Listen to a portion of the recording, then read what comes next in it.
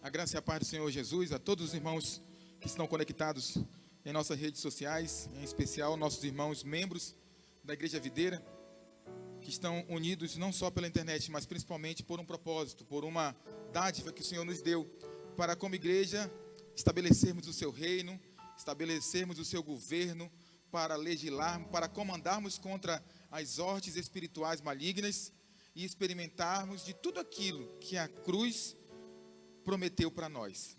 Aleluia. E eu quero compartilhar uma palavra, foi divulgada nas redes sociais também. O tema dela é: as recompensas esperam por você. Amém? Nós sabemos que quando nós cremos no Senhor, nós ganhamos o poder de sermos feitos filhos de Deus. E isso, como filhos, também nos arremete a uma herança. Mas você sabe, herança é aquilo que você ganha simplesmente por ser filho. E existe algo também superior à herança, que são as recompensas. E é a respeito disso que nós vamos falar nessa noite. Eu quero ler um texto no livro de Hebreus, no capítulo 11, no versículo 6. Hebreus, capítulo 11, versículo 6. Na verdade, eu vou ler dois textos. O de Gênesis, capítulo 15, verso 1, também, posteriormente, na mesma sequência. O de Hebreus diz assim: de fato, sem fé é impossível agradar a Deus, porquanto é necessário que aquele que se aproxima de Deus creia que Ele existe e que se torna galardoador dos que o buscam. Em Gênesis 15, 1 diz: depois dessas coisas veio a palavra do Senhor a Abrão em visão, dizendo: não temas, Abrão, eu sou o teu escudo, o teu grandíssimo galardão. Amém? Olhe para cá. Você observa, de acordo com os textos da palavra, que Deus ama recompensar. Você percebe que o prazer dele está em dar a recompensa. Existe um prazer. Então, não pense que Deus é o tipo de Deus que está lá torcendo para você ser reprovado, para que sobre, para que a recompensa seja poupada. Não, nosso Deus é único, é todo poderoso, é infinito, poderoso para fazer infinitamente mais, abundantemente além do que tudo quanto nós possamos pedir ou pensar, segundo o seu poder que opera em nós. Então Ele é essa fonte infinita de bens, de coisas, de bênçãos, de virtudes, de dons, de frutos. Ele é essa fonte infinita.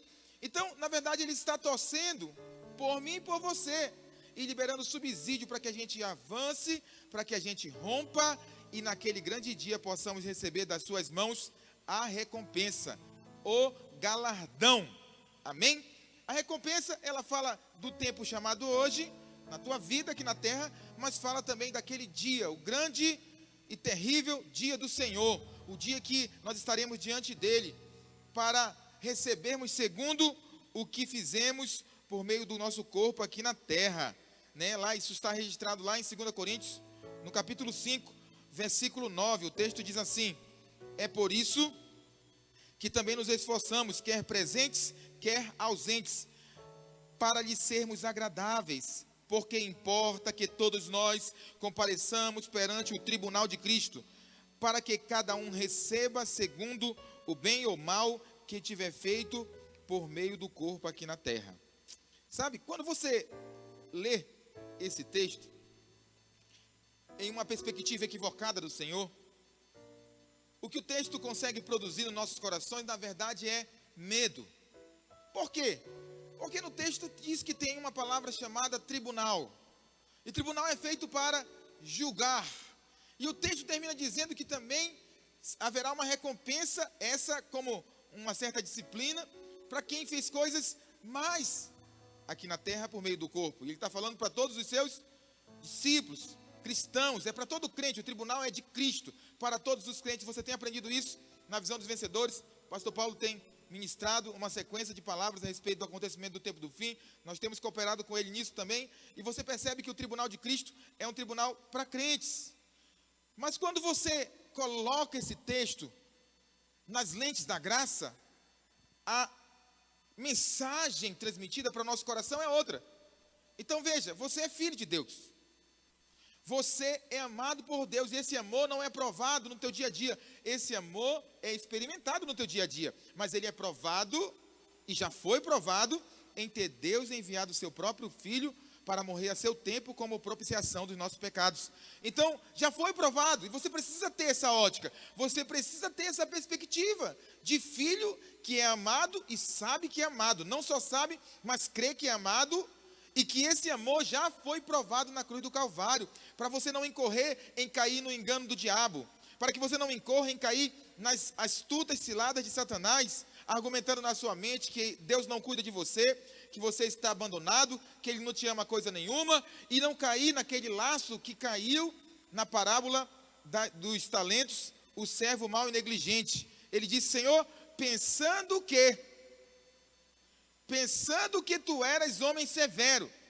Então ele tinha uma perspectiva de Deus como um patrão, como um senhor, como um líder carrasco, como um líder punitivo, como um líder que estava pronto para punir e não para recompensar. Então essa perspectiva errada de Deus nos leva a não alcançarmos a nossa recompensa.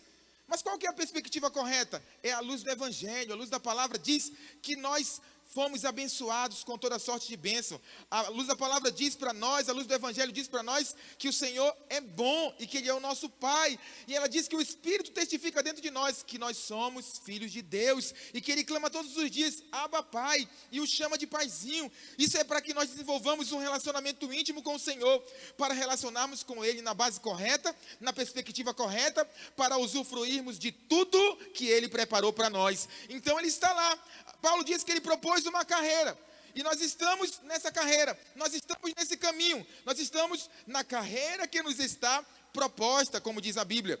E o Senhor está lá no fim dessa carreira, Ele está no fim da corrida, não esperando com o chicote para punir, mas esperando com o galardão que Ele já preparou para mim e para você. Mas qual que é a perspectiva que vai nos impulsionar a correr a carreira de forma eficaz, de forma diligente, de forma veloz, de forma potencial? É a crença em que Ele é bom e Ele está prazeroso em te recompensar. Ele é pai, você é filho. Ele é pai de amor e você é o filho amado de Deus. Aleluia. Isso é poderoso. Por quê? Porque todo pai, e você que é pai ou mãe sabe disso, ama recompensar seus filhos por escolhas bem feitas. Em contrapartida, você sabe que não é sábio recompensar nenhum filho por escolhas que ele fez erradas. Isso não ajuda, isso não gera crescimento. Então, lembre sempre dessa forma: Ele é pai e por isso quer te recompensar. E Ele quer te recompensar porque Ele é o teu pai de amor. Amém? Mas você sabe, nós estamos diante de uma guerra, e nessa guerra nós temos um adversário, o diabo. A Bíblia diz que ele é como o ladrão, que ele veio para matar, roubar e destruir. Na verdade, a Bíblia diz que ele é o ladrão. Então ele tenta destruir teus sonhos, ele sempre vai insistir em roubar aquilo que o Senhor tem para ti, e em cima de tudo que o Senhor tem para ti, isso inclui a recompensa. A milícia montada contra você nesses dias é para que você perca a recompensa, para que você não usufrua do que Deus preparou maravilhosamente para você. Essa é a milícia de Satanás contra nós, irmãos, nesses dias. E aí, o apóstolo João, na segunda epístola, no capítulo 1, no verso 8, ele dá uma advertência. Ele diz: olha, acautelai-vos, para não perderdes aquilo que temos realizado com esforço. Então, olha para cá. João está dizendo o seguinte: olha, você já começou a carreira. Quero lembrar os irmãos que esse culto, ele é para todos, mas ele tem um objetivo especial. Os líderes de célula, os discipuladores, obreiros, pastores, líderes em treinamento, anfitriões, a equipe que o Senhor tem colocado à frente da obra, é para mim e para você. Então, pensa, você está na carreira, você já entrou, você já deu a largada, você já correu, você já assumiu posição nessa corrida. E aí, o inimigo tenta te roubar isso. E muitas vezes isso tem sim demandado esforço, tem demandado uma postura, tem demandado de você uma perseverança, tem demandado de você um foco, uma insistência, um esforço no foco de que Deus te fez vencedor em todas as coisas, mais do que vencedor. E aí, o apóstolo João está dizendo, projeta novamente, ele diz: olha, tome cuidado, porque você tem realizado tudo com tanto esforço, cuidado para não perder o que você já conquistou. Cuidado para não perder aquilo que já está na mão. E ele diz: mas para receberdes completo galardão. O que significa isso? Significa que tem galardão, e haverá aqueles que o receberão. Significa também que haverá aqueles que não receberão galardão, mas significa também dizer que haverá aqueles que receberão galardão, mas não receberão completo, porque emprestaram seus ouvidos ao diabo, porque cederam à sedução do maligno, e aí perderam a completude do galardão.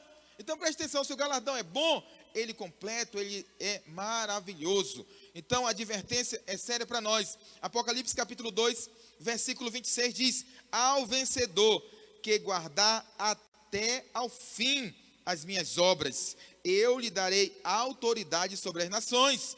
Então aqui é novamente João falando da parte de Deus, que nós temos uma carreira, mas nós temos que guardar essa carreira até o fim.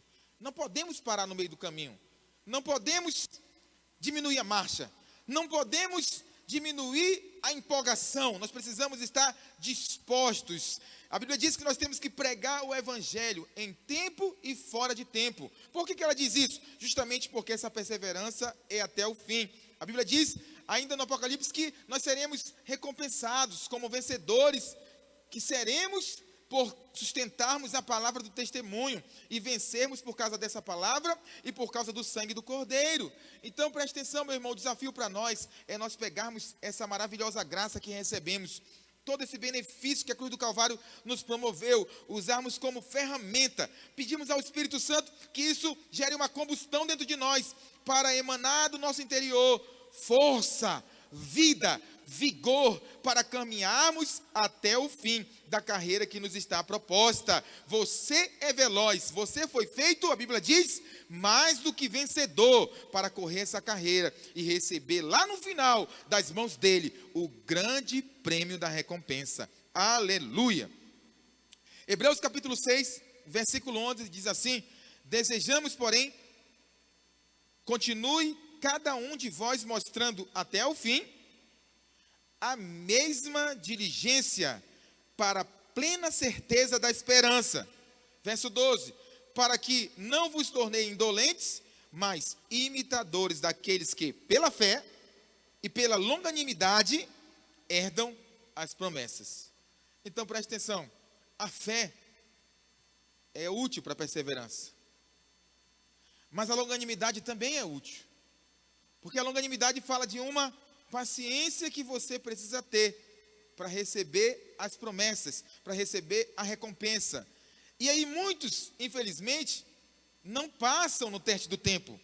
Quando eles percebem que está demorando, e aí eles começam a duvidar, e duvidando começam a murmurar, começam a maldizer, de suas bocas saem palavra torpe, palavras que vão de encontro ao Evangelho, e começam a concluir com suas palavras e com seus corações de que não são amadas, e de que o Senhor não é fiel, e de que o Senhor não vai cumprir a promessa. Você pode observar aí o testemunho das irmãs, testemunhos gloriosos. Irmã Nirlândia, em tempo de pandemia, o país em crise, sem dinheiro, Deus liberou o recurso, e ela amanhã vai fazer cirurgia. Isso é glorioso.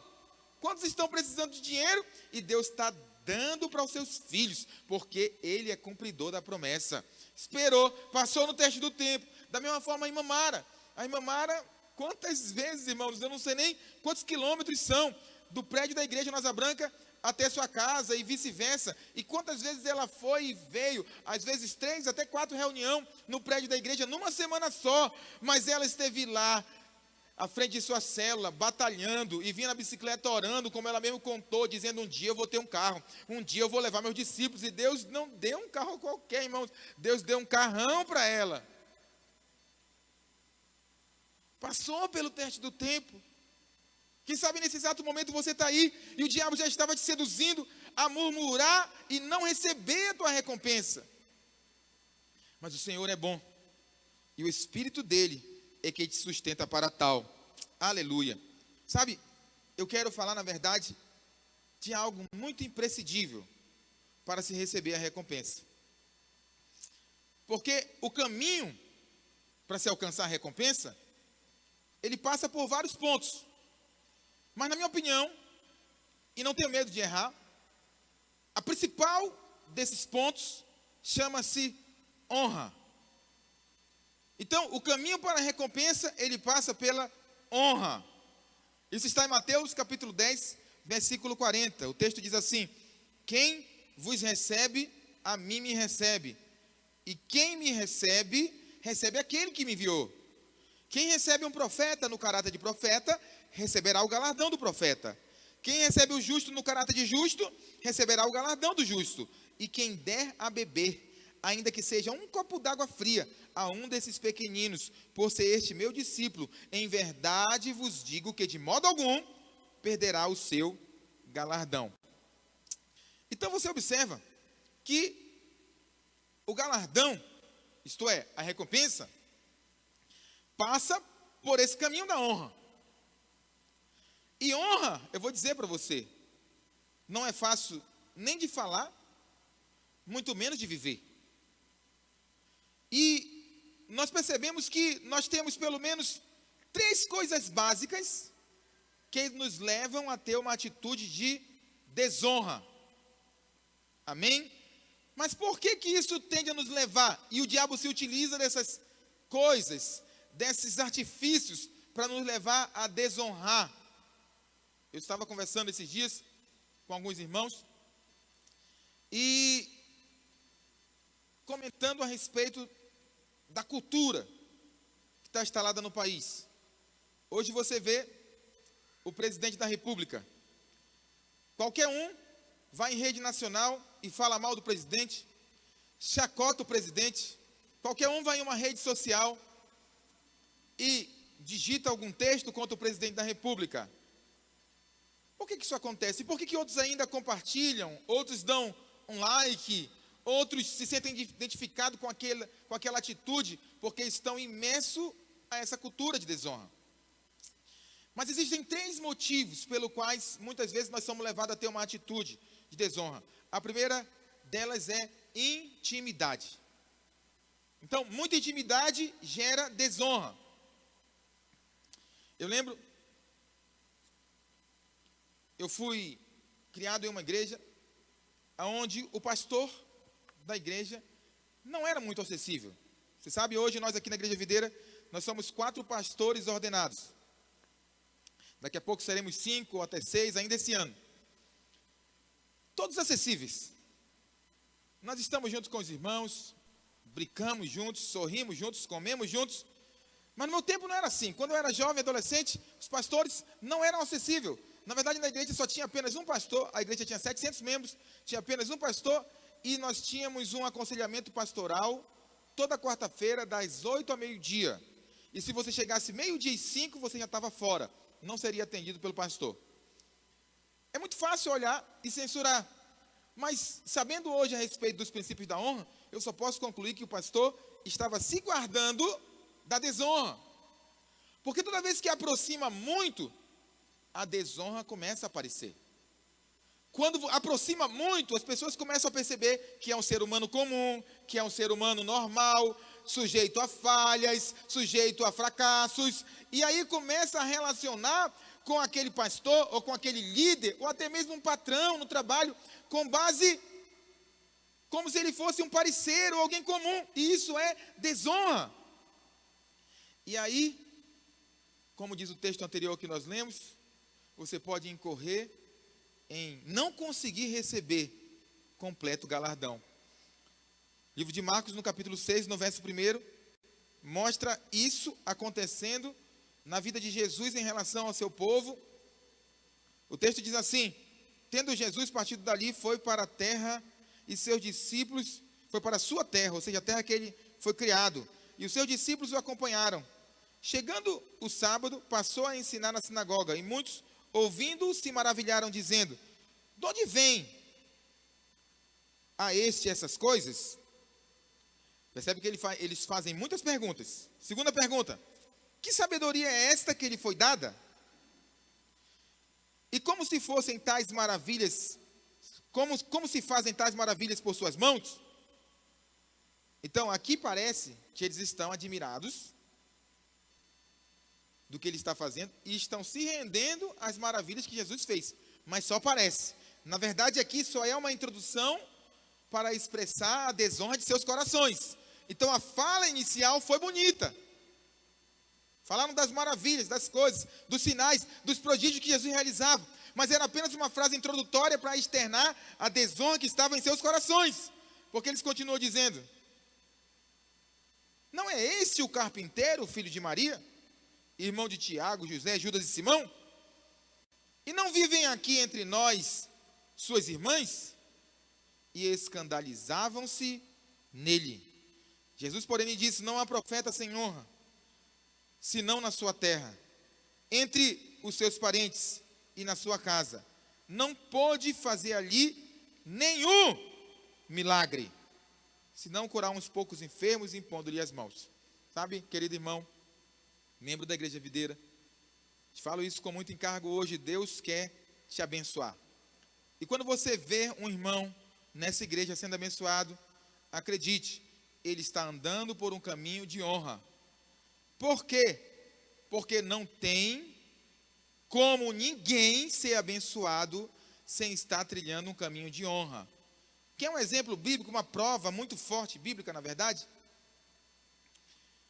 Esses dias não, hoje à tarde, eu estava em aula, online, claro, por conta do isolamento social, aula ao vivo, e a aula era de filosofia, e a professora estava apresentando para nós uma certa linha cronológica dos conhecimentos. E você sabe, os primeiros conhecimentos que surgiram o primeiro, na verdade, veio de forma mítica, oriundo da Grécia. A cultura mitológica grega era a única forma de explicação dos fatos e acontecimentos. Mas depois disso surgiu a filosofia, o conhecimento filosófico, os pensadores, Sócrates, Platão, Aristóteles. E logo em seguida, quem aparece em cena? Jesus, o Cristo. Então, estou te dando aqui uma ordem cronológica. E eu estava ali achando muito entediante aquela aula, até que citaram o meu Jesus. E eu estava quase cochilando assistindo aquela aula. De repente o sono passou. E aí ela continua a sequência. Aí surge então o conhecimento religioso. E aí ela começa a falar da perseguição dos cristãos. Depois ela fala do quarto século, onde a igreja se une ao Estado. E agora a igreja começa a declarar que o rei, o imperador, é a autoridade máxima. Porque ele é a vontade de Deus para o povo. E aí, em cima disso, parece que o rei tem poder, mas na verdade quem tem é a igreja. Porque se a igreja não disser que aquele rei é Deus dando ele para o povo, então aquele rei perde a autoridade. E essa era a discussão. E aí o que eu fiz? Entrei e preguei o evangelho. E aí comecei a compartilhar. E aí eu estava explicando para a professora, e para os colegas, que o erro foi que não conseguiram entender que a única ligação, o único ponto de interseção que a igreja teria de verdade com a política é com respeito à autoridade e à honra. A única. E mesmo que as separem, como de fato foi separado, em muitos lugares, esse ponto de interseção nunca será separado, porque a Bíblia diz: não há autoridade na terra que não tenha sido estabelecido por Deus. Então, embora que se esforcem para separar, esse ponto de interseção nunca será distinto. E aí é óbvio, nós citamos a circunstância atual do país, onde a desonra tem imperado. E eu expliquei o seguinte para eles, e é o que eu vou explicar para você aqui agora. Existem 3 figuras de Deus na Bíblia: o Pai, o Filho e o Espírito Santo. Eu te pergunto, existem 3 deuses? E eu mesmo te respondo: não existem. Então, se você, quando chegar ao céu, tiver uma grande expectativa de encontrar 3, deixe-me te frustrar, não vai ter 3, porque só é um. Apenas um. É por isso que a Bíblia diz que Deus habita dentro de você. Porque Deus Pai habita dentro de você através da pessoa do Espírito Santo. É por isso que a Bíblia diz que Cristo habita dentro de você. Porque Cristo habita dentro de você através da pessoa do Espírito Santo. De maneira que não são três, são um. Na verdade, se você não sabe, eu vou dizer para você. A palavra triuno, agregada à Trindade, nem existe na Bíblia. Não existe a palavra triuno. Existe apenas Deus se apresentando na forma de três: o Pai, o Filho e o Espírito Santo. E quando você observa a atuação de cada personagem da Trindade, você não precisa ser muito observador, nem analítico, para enxergar que existe uma clara ordenação e hierarquia, autoridade e subordinado, ordens e obediências. Por várias vezes Jesus, ele citou que tudo que ele faz porque o Pai mandou. Então ele faz por obediência. A Bíblia diz que Jesus obedeceu ao Pai. Em contrapartida, quando Jesus vai ao assunto ao céu, ele diz: eu preciso ir, porque se eu não for, o Consolador, falando do Espírito Santo, não virá.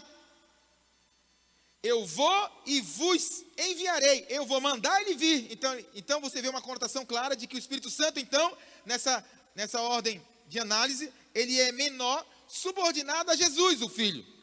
Por isso a Trindade tem uma sequência. Essa sequência não é à toa, é uma sequência de ordenação, em nível de autoridade, o Pai, o Filho e o Espírito Santo. Mas eu vou dizer para você, não são três. É apenas um Deus.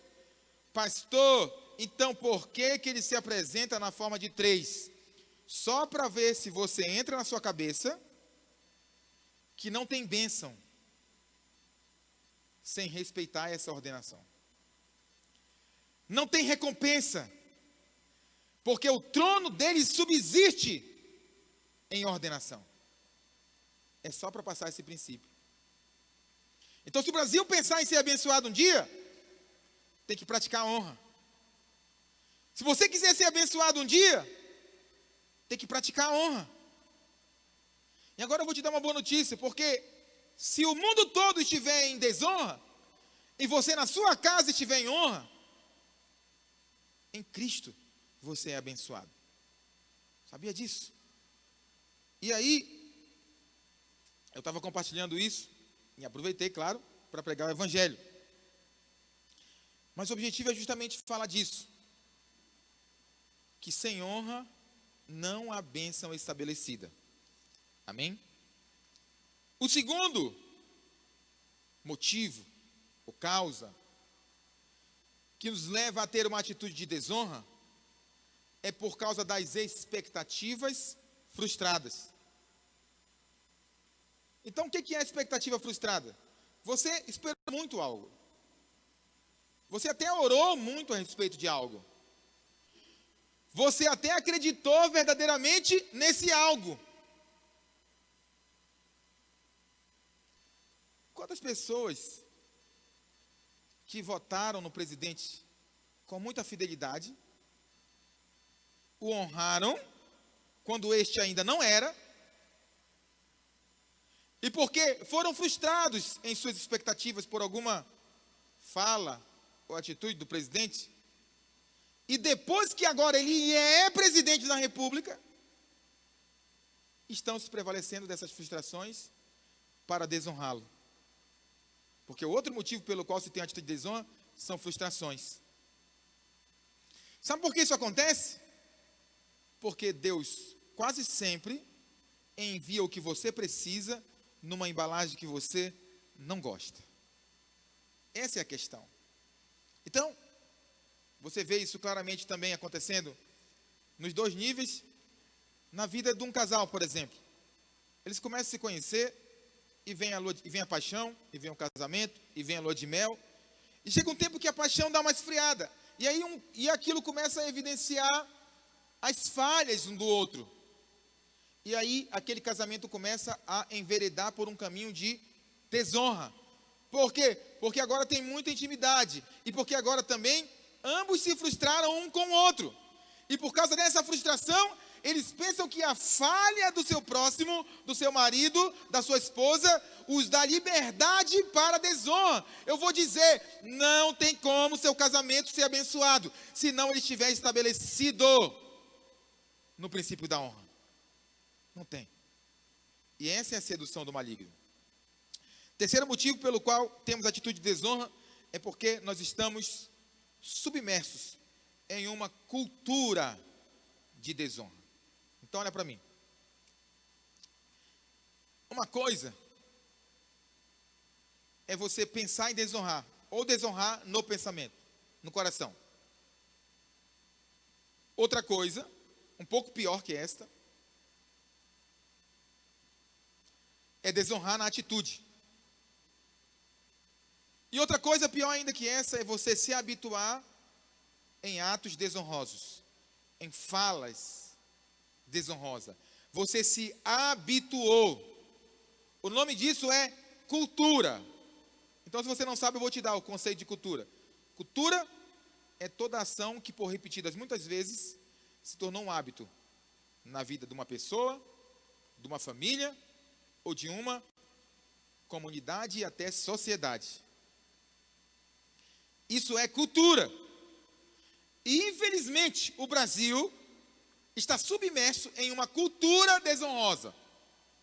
Por exemplo, você sabia que o Brasil é um país, politicamente falando, presidencialista? Na teoria, mas na prática ele é parlamentarista. E que todo bom discursador, quando quer conquistar o ouvinte, a nível de política, lembra disso? Ele defende algo chamado democracia. Mas eu vou dizer, democracia nunca foi de Deus. Democracia não é bíblica. Democracia não está na Bíblia. A Bíblia é monarca. A Bíblia fala de um governo de reis. Não significa que eu estou querendo fazer algum tipo de discurso político, de maneira nenhuma. Eu quero te mostrar que o fato do Brasil, ainda que pareça que é presidencialista, mas seja parlamentarista, não nos libera para desonra. Mas esse sistema que era para ser presidencialista, mas na sua prática é parlamentarista, porque alguém abaixo do presidente diz, eu mando no presidente. E ai dele que não ande na linha, só mostra que nós estamos submersos em uma cultura de desonra. O mundo espiritual das trevas, eles são classificados em ordens hierárquicas também. Eles não lutam um contra o outro. Isso foi Jesus quem falou. Ele disse, será que Beelzebu expulsaria Beelzebu? Será que Satanás expulsaria Satanás? E ele conclui dizendo, porque um reino subdividido, um reino dividido, jamais subsistirá. E nessa ordem hierárquica, você tem ali os demônios, os espíritos malignos, entre principados, potestades. E eu vou dizer, cada um deles é responsável por um ambiente.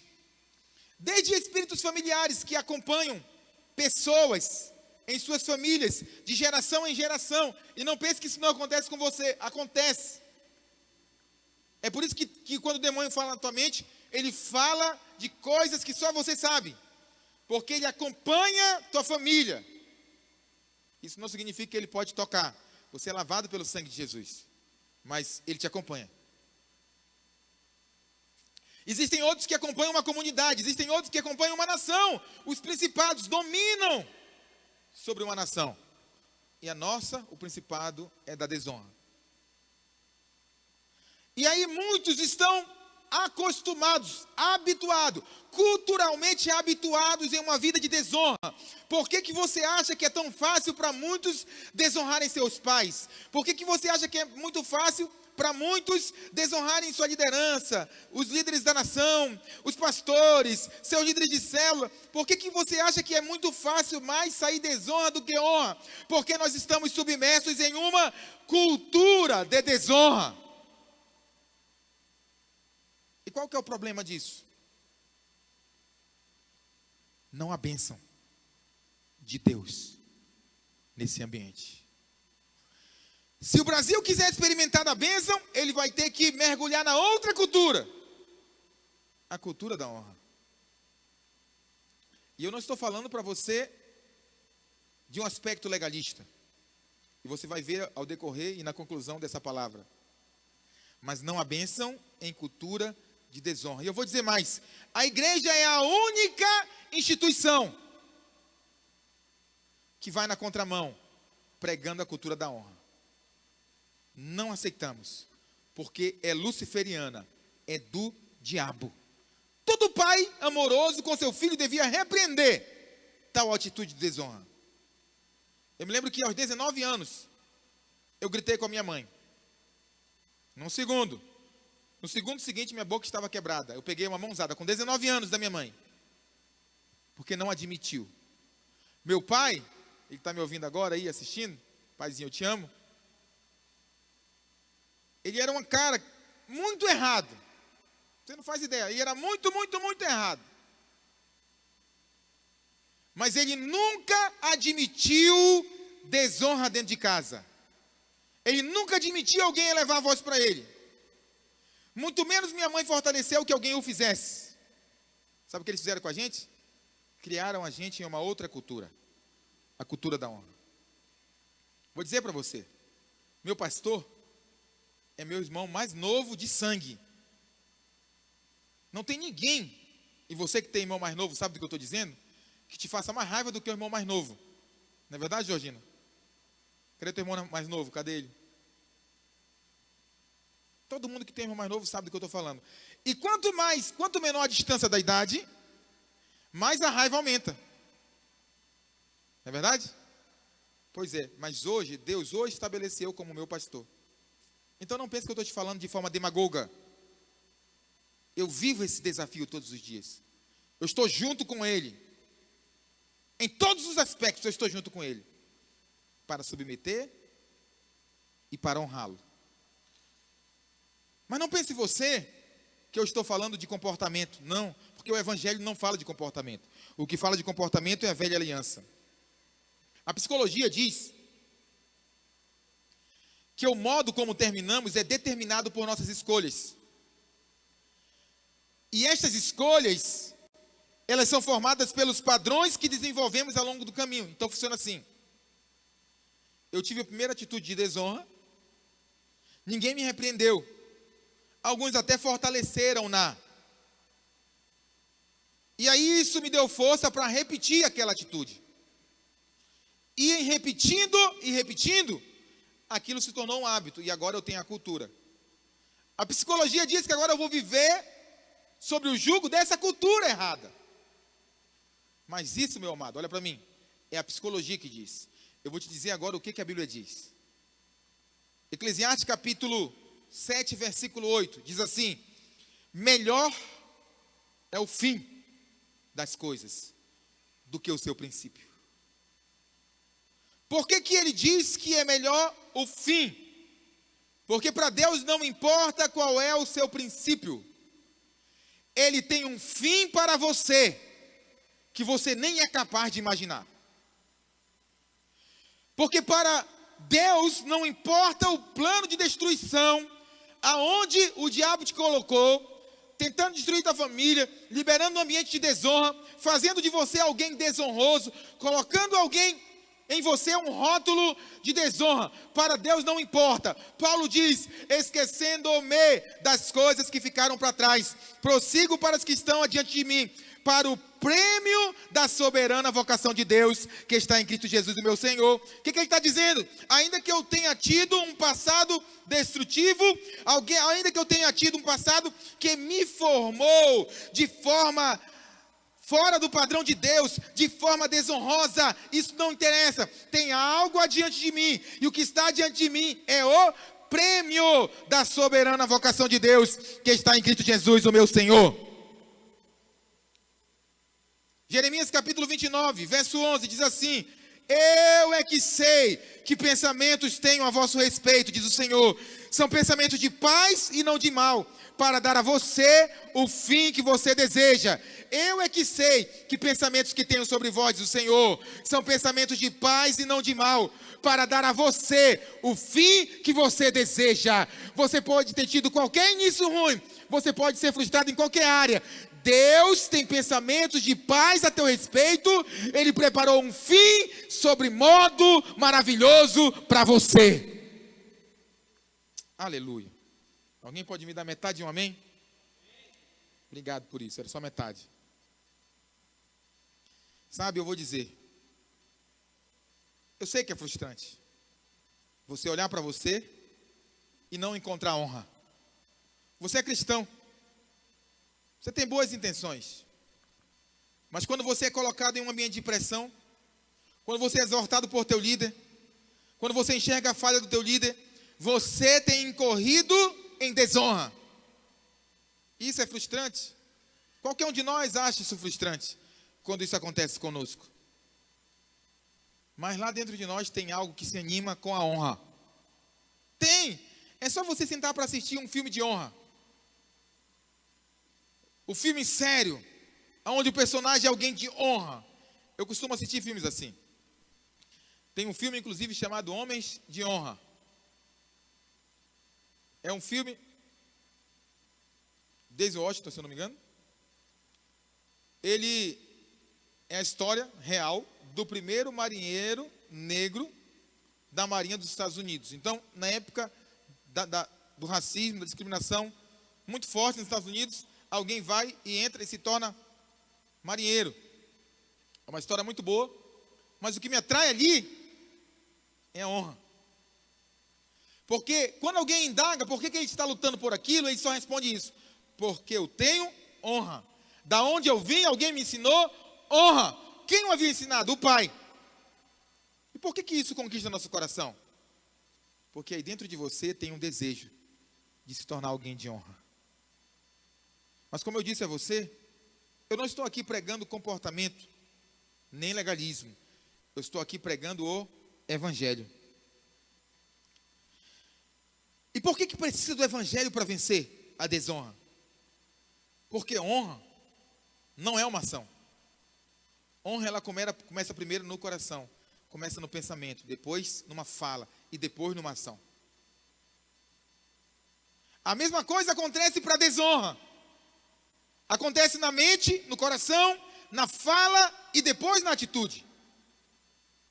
Mas ela não começa ao contrário. Ela não começa na ação. Ela termina na ação. Por isso eu não posso aqui estar pregando de comportamento. Eu tenho que ir para lá, para onde ela começa. E Jesus sabe disso. Tem um texto de Marcos capítulo 2, versículo 8, que diz assim: e Jesus, percebendo logo por seu espírito que eles assim arrazoavam, disse-lhes: por que arrazoais sobre essas coisas em vosso coração? Aqueles homens não falaram nada contra Jesus. Não sei se você conhece o contexto desse texto. É onde Jesus cura o paralítico. E Jesus, antes de curá-lo, pergunta, diz a ele, por causa da fé dele, os pecados deles estão perdoados. E na mente deles, somente no coração deles, eles pensaram: quem é esse cara que acha que tem poder para perdoar pecados? E aí Jesus enxergou como estava no coração. Havia uma raiz de desonra lá dentro do coração. E aí eu te pergunto: como vencer? Se é lá dentro. É por isso que talvez você que está me ouvindo tentou, e sempre tem incorrido no mesmo erro de desonra, e por isso não tem experimentado da melhor recompensa, não tem experimentado do melhor de Deus, não tem usufruído da colheita na sua vida, no seu casamento, nas suas finanças, no seu ministério, na sua célula, não tem prosperado, porque sempre tem incorrido no mesmo erro. Eu vou dizer para você: Jesus sabe onde está a raiz, e Ele é o teu Salvador. Se nós entendemos que é dentro, então não pode ser nós que nos mudamos. Não é eu me esforçando para ter uma atitude de honra, porque muitos, infelizmente, estão fazendo assim. A olho humano é bonito você vê alguém se esforçando para honrar, mas eu vou dizer, para Deus não funciona assim. É o coração. É o coração. Por isso que Jesus repreendeu aqueles porque os desonravam no coração. E se é o coração, só o Espírito Santo pode mudar dentro de nós e nos levar a sermos homens e mulheres de honra. Lucas capítulo 2, versículo 25. Lucas capítulo 2, verso 25, diz assim: havia em Jerusalém um homem chamado Simeão, homem este justo e piedoso, que esperava a consolação de Israel, ou seja, Jesus. E o Espírito Santo estava sobre ele. Quem, irmãos? O Espírito Santo. E porque o Espírito Santo estava sobre ele, no verso 26, o Espírito Santo lhe revelara que não passaria pela morte antes de ver o Cristo do Senhor. Movido pelo Espírito, com E maiúsculo, Espírito Santo, foi ao templo. E quando os pais trouxeram o menino Jesus para fazerem com ele o que a lei ordenara, Simeão o tomou nos braços e louvou a Deus, dizendo: agora o Senhor pode se despedir em paz o teu servo, segundo a tua palavra, porque os meus olhos já viram a tua salvação. Olha para mim. O que os olhos de Simeão tinham visto? Eu vou dizer para você o que os olhos dele viram. Uma criança catarrenta. Se duvidar, naquele momento ela tinha até feito caquinha. Quantos quilômetros José e Maria não deviam ter andado? Nem sei se existia lenço umedecido naquela época. Fralda descartável. Uma coisa eu sei, todo recém-nascido é feio. Alguém diz, que bonitinho, mas é mentira. Ele nasce com cara de maracujá engelhado. O que Simeão viu? Por causa do Espírito, ele enxergou a salvação de Israel em Jesus. Aquele povo de Nazaré, que já ouvira falar de muitos milagres que depois de grande Jesus já havia realizado, porque o Espírito não estava sobre ele, porque o Espírito não agira sobre eles, eles ficaram incapacitados de enxergar o Salvador, de enxergar o enviado do Senhor. Lembra da primeira passagem? O que recebe o profeta, no caráter de profeta, terá o galardão do profeta. O que recebe o justo, no caráter de justo, terá o galardão do justo. E o que der de beber a um desses pequeninos, por ser ele meu discípulo. Aquele que cuidar desses, só porque é meu discípulo, só porque eu enviei, só porque eu o levantei, só porque eu o estabeleci, de modo algum perderá o seu galardão. Mas para você enxergar que este que foi enviado é profeta, para enxergar que este que foi enviado é justo, para você enxergar, para que os teus olhos vejam que este que foi enviado é um pequenino discípulo de Jesus, você precisa dele, o Espírito Santo. Não lute para ser alguém de honra. Só ele pode mudar a tua história. E eu vou dizer, Deus ama recompensar, mas Ele só pode recompensar se houver honra estabelecida. E porque Ele ama recompensar, e porque Ele também te ama, Ele colocou o Espírito dele dentro de você, para fazer de você uma pessoa de cultura de honra.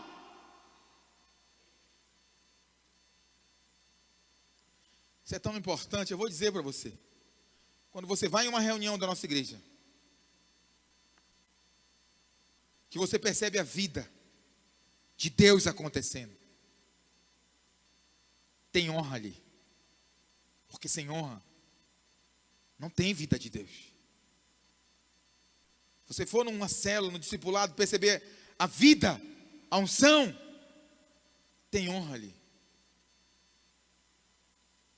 Nossa oração é para que o Senhor nos faça, para que Ele gere dentro de nós essa cultura, de dentro para fora, do coração para o pensamento, do pensamento para a fala, da fala para a ação, para que nossa boca, ao ser aberta, libere honra, libere e libere, até isso se tornar uma cultura, para que nós possamos experimentar de bênçãos, nesse tempo e no tempo futuro. Bênçãos como essa que a irmã Mara experimentou, que a irmã Nila está experimentando. Mas ainda existe mais. Existe uma recompensa para esse tempo, existe uma recompensa para o tempo futuro. Isso está lá em 1 Timóteo, capítulo 4, versículo 8. O texto diz assim: pois o exercício físico para pouco é proveitoso, mas a piedade para tudo se aproveita, porque tem promessa da vida que agora é e da que será. Na linguagem de hoje, você observa aí no texto, estaria assim: pois os exercícios físicos, ou seja, correr, malhar, jogar bola, ginástica, os exercícios físicos têm até alguma utilidade, mas o exercício espiritual tem valor para tudo, porque o seu resultado é a vida, tanto agora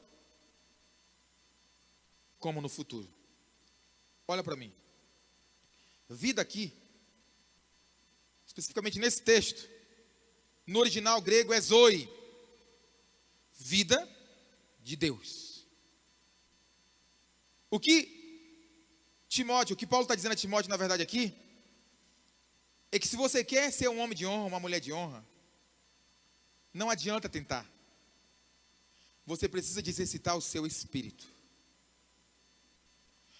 E exercitar o espírito, eu não estou dizendo que você deve orar muito, ler muito a Bíblia, não. Eu estou falando que você deve se voltar para dentro do teu espírito. Porque quando você volta para dentro do teu espírito, tem alguém lá dentro do teu espírito. A pessoa de Cristo Jesus habita dentro de você, através da pessoa do Espírito Santo.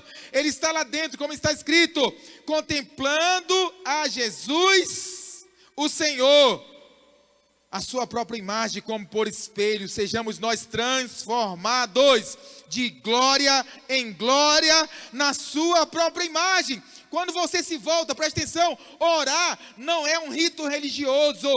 Orar não é uma prática religiosa simplesmente, nem jejuar, nem ler a Bíblia. Orar, jejuar e ler a Bíblia é voltar-se para a verdade. E a verdade é que o próprio Filho de Deus habita dentro de mim. E quem é o Filho de Deus? É aquele que deu sua vida na cruz do Calvário para perdoar-me de todos os meus pecados e para perdoar aqueles que falham comigo e que me levam para a desonra, para perdoar todos aqueles que errarem comigo. Quando eu me volto para dentro de mim, eu percebo que não tem porquê eu tomar posse da justiça própria, mas somente da que vem da fé, a justiça de Cristo pela fé, e entendermos que nós não somos superiores a ninguém, mas nós devemos subordinação uns aos outros, como diz Paulo em suas cartas, porque só o Espírito de Deus para fazer isso com a gente, e esse Espírito está dentro de nós, aleluia. É isso que o texto está dizendo. Quando você pratica exercícios físicos, você vai para frente de um espelho para olhar como está a sua musculatura, ou se já baixou alguns quilinhos. É assim, sim ou não? É assim, Eduardo? Por isso que a academia é cheia de espelho. O exercício espiritual é igual. Quando você vai para o exercício do espírito, você vai para outro espelho. O texto diz: contemplando como que por espelho, sejamos nós transformados na sua própria imagem, o Senhor. E quem foi o Senhor? Ele foi o humilde. Simples assim. Foi por isso que ele disse: está pesado para você? Porque está andando no jugo pesado? Eu vou dizer. Sabe por que está pesado? Por causa da desonra. É isso que Jesus está dizendo. Pastor, qual é a prova? A continuação do texto diz assim: vinde a mim, você que está cansado e sobrecarregado, eu vou te aliviar. Tomai sobre vós o meu jugo e aprendei de mim, porque eu sou manso e humilde. Presta atenção que o texto não diz aprendei comigo, porque aprendei comigo é Jesus fazendo para você ver e você copiar. Evangelho não é isso. Evangelho é aprendei de mim. Por que de mim? Porque ele disse, ele é o rio de águas vivas que flui. Quando você vê alguém tendo atitude de honra, fluiu dele. Dele quem? Jesus, o humilde. Alguém está me entendendo? Aleluia. É muito fácil pregar daqui não. Eu nem ouço amém, nem ouço glória a Deus. E eu vou dizer para você, já vou encerrar. Dentro de nós, o segredo todo está dentro de nós. Queria chamar a equipe de louvor, pode subir. Existem muitas recompensas, como você viu o texto que eu li agora. Existem recompensas para essa vida e existem recompensas para a vida futura. Não perca nenhuma delas. Acautelai-vos para não acontecer que você perca o completo galardão. Porque Deus quer te recompensar hoje, mas Ele quer te recompensar amanhã também. No grande dia do Senhor, tem uma recompensa para você. Mas aquela recompensa será medido pelo nível de honra que vivemos hoje. Porque assim como o trono de Deus subsiste em ordenação, Pai, Filho e Espírito Santo, Ele estabeleceu tudo nessa mesma base. É por isso que temos na igreja Cristo, o cabeça da igreja. Temos o pastor principal, temos os pastores de prédio ou de rede, que são apoiadores e membros do presbitério. Temos os obreiros e discipuladores, líderes de célula, líderes de treinamento. Tudo é uma ordenação. E ainda acima de tudo isso, tem uma visão que foi dada por Deus ao pastor fundador, pastor Aloysio. Nós, qual é a nossa honra? Nós somos defensores dessa visão. Quer saber qual é o teu papel nessa igreja? Você é defensor de uma visão que foi dada. Isso é honra. E é isso que o Espírito Santo quer fazer com a gente. Quer imputar isso dentro de nós. A recompensa vindoura é o reino. Temos pregado sobre isso. Tem um reino, reino milenar, o ano milenar, 1000 anos de reinado de Deus, de Jesus aqui na terra. Isso é a maior recompensa. É recompensa maior, na verdade. Lucas 17, 20. Curiosos, os fariseus perguntaram para Jesus sobre quando viria o reino de Deus. Jesus respondeu: não vem o reino de Deus com visível aparência, nem ninguém vai poder dizer, ele aqui, ou está ali, porque o reino de Deus estará dentro de você. Dentro. Não só o reino de Deus está dentro de você, mas o rei do reino está dentro de você. E a Bíblia diz que ele não julgou com usurpação, mesmo sendo Deus, não usurpou o ser igual a Deus, antes esvaziou a si mesmo, assumindo forma de servo, apresentando-se em figura humana, sendo obediente até a morte, morte de cruz, pelo qual também Deus o recompensou. Por que Jesus foi recompensado? Porque ele mesmo sendo Deus, assumiu figura humana. Você consegue medir isso? Olha para mim, você que se acha alguma coisa que tem dificuldade para honrar, você consegue medir isso? Ele é Deus e se apresentou em figura humana. Você sabe o que significa isso? Um Deus se apresentar na figura humana. Isso é a maior humilhação que um Deus pode passar, sendo obediente até a morte, morte de cruz.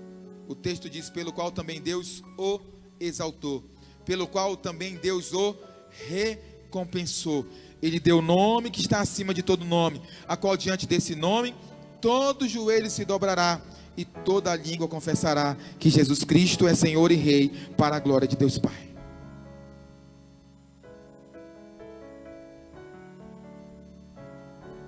Não podemos querer conhecer o Senhor, nem suas verdades, de fora para dentro. O reino de Deus está dentro de nós. O reino de Deus está dentro de você.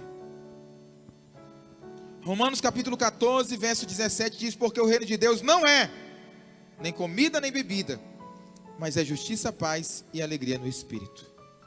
Está dentro de nós. Fique de pé onde você está.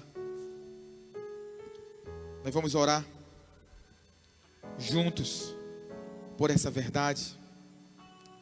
Vamos orar para que o Senhor mova dentro de mim, mova dentro de você e faça fluir. Nós queremos aprender de Jesus. Aprendei de mim, que sou manso e humilde de coração. Nós vamos fluir dele nessa noite, porque ele é manso e ele é humilde. E para honrar, só fluindo nessa humildade. Humildade de Jesus. Feche os olhos onde você está. Aleluia. Meu orgulho me tirou do jardim, sua humildade colocou o jardim em mim. Se eu vender tudo que tenho, em troca do amor eu falharia.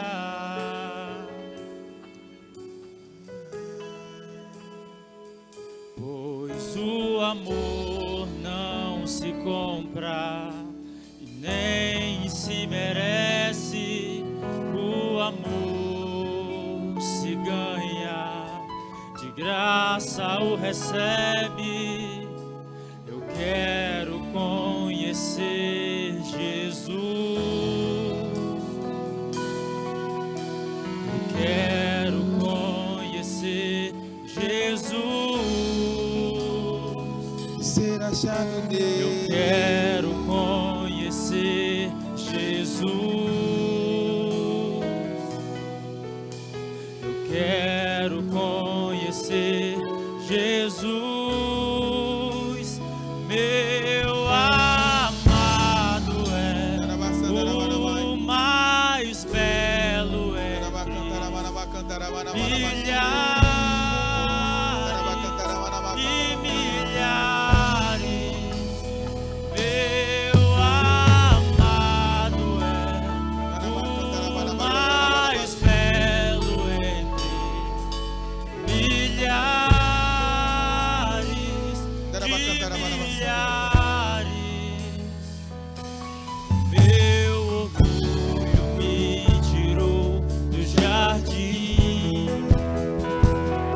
sua humildade colocou o jardim em mim. Se eu vender tudo que tenho, em troca do amor eu falharia.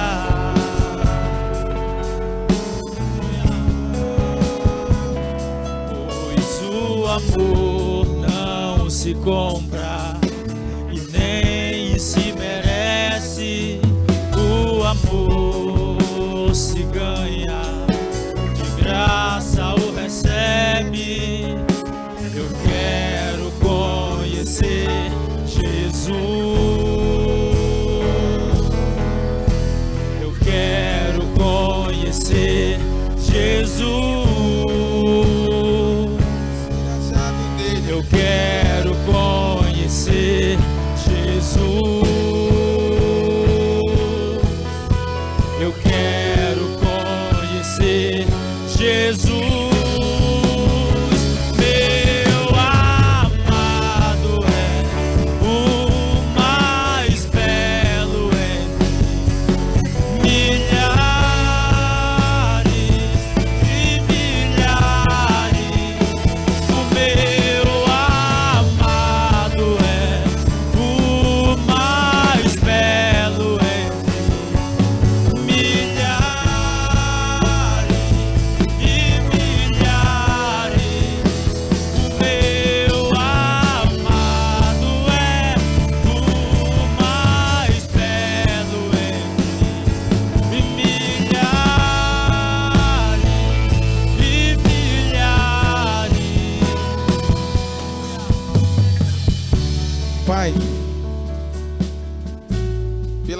da fé. Fé no que está escrito. Eu declaro, nós, essa igreja, cada líder nessa igreja e cada família representada na liderança dessa igreja, somos abençoados com toda sorte de bênçãos espirituais nas regiões celestes. E existe uma chave, Deus, para manifestação de todas essas bênçãos, chamada honra. E a minha oração é para declarar, ó Deus, que o Senhor está movendo no nosso coração, e nós estamos aprendendo do Senhor, que é manso e humilde de coração. E pelo Teu Espírito Santo, o Senhor já tem estabelecido uma cultura de honra no meio da igreja. E as evidências disso é que as bênçãos já têm se manifestado. Como igreja, Pai, nós estendemos essa honra que flui do nosso interior para a cidade, para a sociedade. Nós estendemos essa honra que flui do nosso interior para a nossa nação. Eu declaro, através de cada igreja dessa nação, o fluir da honra dada pelo Espírito Santo de Deus, para que a nação brasileira seja abençoada. O Espírito da revelação do poderoso Deus manifesta a honra no meio de nós, manifesta a honra em nós e através de nós, para que todo o ambiente, onde quer que estejamos, receba a manifestação de toda sorte de bênçãos. Você é abençoado. Experimente da bênção. Flui de dentro de você a honra.